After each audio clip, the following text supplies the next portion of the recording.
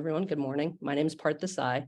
I'm a fourth-year medical student at the Alabama College of Osteopathic Medicine, and I'm presenting our case report entitled Masked Ovarian Torsion, a case report for myself and my author, Danielle Madison, who's also a fourth-year student at the Alabama College of Osteopathic Medicine. So our case report involves a 38-year-old female who presents to the emergency department with complaints of unilateral lower abdominal pain. Now, upon further questioning, we found that she previously also reported to the emergency department with similar complaints. The prior complaint from a couple of days ago, she also had additional nausea, she had vomiting, she had some flank pain, and then some radiation to her back. Now, from a clinical perspective, most clinicians will kind of gravitate towards, and rightfully so, a kidney stone presentation. So for this reason, during this initial presentation, our patient had a non-contrast CT performed. This non-contrast CT, in order to detect kidney stones, did reveal kidney stones, and it also revealed an incidental finding of an 8-centimeter adnexal mass. Considering these findings, she was treated outpatient for the kidney stones. She was provided appropriate fluids, appropriate pain management for her kidney stones, and then she was kind of released. When she presents with us, she has the similar complaints of that unilateral lower abdominal pain. So considering this, she received more imaging, and this imaging included a non-contrast CT, an additional one, along with a transvaginal ultrasound. And from this imaging, it was demonstrated that she had a ruptured ovarian cyst. And moreover, the mass that was detected had some concerning features, which included kind of multilobulation along with some cystic and solid components. And these were all kind of concerning findings just radiographically, but on clinical presentation, she also had some other worrisome findings of continued blood loss, along with kind of that worsening lower abdominal pain that never really resolved despite kind of being treated previously for her kidney stone just a couple of days ago. Now, considering this, it was decided that she would kind of be worked up for a potential malignancy due to kind of these concerning clinical features along with the concerning radiological findings. So upon this workup, it was decided she would have the mass removed. Upon removing the mass, it was seen that she had an ovarian torsion. Upon the removal of the mass, her symptoms did resolve completely and she felt much, much better. So that's kind of our case as a whole. Kind of what I want to go through now is just some salient takeaway points that we wanted everybody to have from this case. So primarily, our first point was kind of avoiding something that comes up often clinically is this principle of anchoring bias.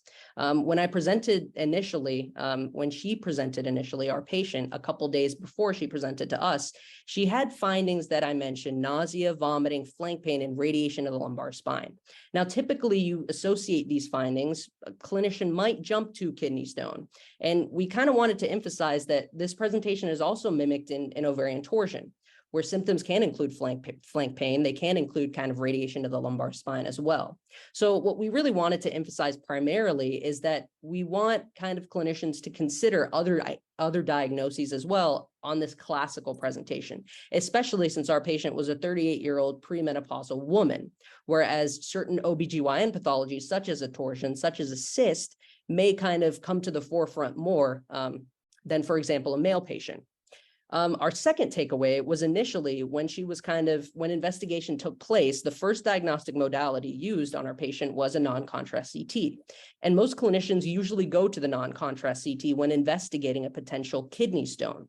For our patient, being that she was a female, and being that potential OBGYN causes could come to the forefront, when considering a first-line ultrasonography, even for just the kidney stones in a vacuum, we found that there was similar effectiveness in detection of kidney stones. And moreover, it adds the benefit of potential reduced costs to the patient. Moreover, we found that a lot of times these ultrasounds, using them first line, could potentially give us more ideas and more clues regarding an OBGYN pathology. Something like a cyst, something like a torsion, we might be able to see more clearly. For example, as we see in some of these images that are illustrated in the poster, just giving us a greater idea of what's going on, for example, from an OBGYN perspective. So our other point we wanted everybody to take away was, just kind of considering, keeping in the back of your head, the potential for the usage of ultrasound, even in the setting of just detecting kidney stones, especially in a female patient who you might want to consider more OBGYN pathologies.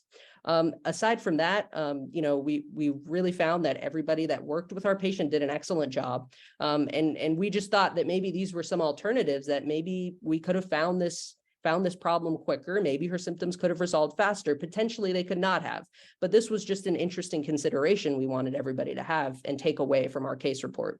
Overall, we have our references with a QR code here, and then we'd like to thank Dr. Jalbert and Dr. Alexander for both of their helps in our poster. Thank you. Great, thank you so much. Did this patient have any ureteral obstructive symptoms from the adnexal mass? She didn't have any particular obstructive symptoms. Mainly her symptoms were kind of that classic presentation of having her flank pain, having her kind of radiation of the lumbar spine. Kind of obstructive symptoms weren't really seen, which kind of made this kind of an interesting presentation.